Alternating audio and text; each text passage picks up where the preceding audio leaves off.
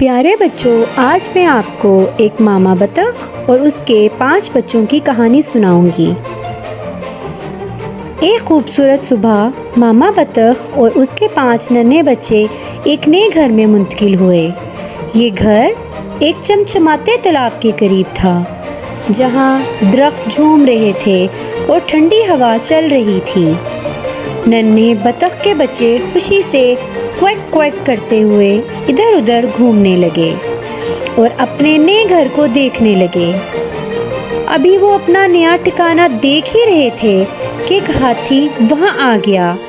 اچھو اچھو، اس نے زور زور سے چھینک ماری اور اس کی سونڈ بہنے لگی۔ ننھے بطخ کے بچے ہنسنے لگے اور ماما بطخ مسکرا کر بولی، اوہ، لگتا ہے تمہاری ناک بہہ رہی ہے۔ ہاتھی نے ہنستے ہوئے کہا، ہاں، مگر میں ٹھیک ہوں، چلو کھیلتے ہیں۔ پھر سب مل کر کھیلنے لگے، کبھی چھپنے، کبھی پانی میں چھینٹے اڑانے اور کبھی ادھر ادھر بھاگنے لگے۔ اتنے میں ایک گلہری وہاں آ پہنچی۔ وہ زمین کھود رہی تھی، جیسے کچھ تلاش کر رہی ہو۔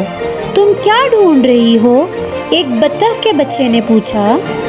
میرا اخروٹ گم ہو گیا ہے، میں وہی تلاش کر رہی ہوں، گلہری نے کہا۔ بطخ کے بچوں اور ہاتھی نے بھی اس کی مدد کی۔ تھوڑی دیر بعد ایک ننھے بطخ کے بچے نے خوشی سے کویک کویک کرتے ہوئے کہا، یہ رہا تمہارا اخروٹ۔ گلہری خوش ہو کر بولی، بہت شکریہ۔ سب نے تالیاں بجائیں اور خوشی سے ہنسنے لگے۔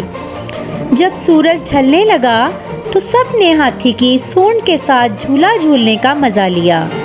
ہاتھی نے بطخ کے بچوں کو نرمی سے اٹھایا اور سب مل کر کہکے لگانے لگے۔ یہ واقعی ایک یادگار دن تھا۔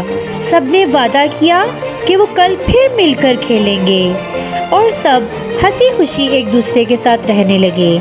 ماما بطخ خوش تھی کہ اس کے بچوں کو نہ صرف ایک نیا گھر ملا ہے بلکہ نئے دوست بھی مل گئے ہیں۔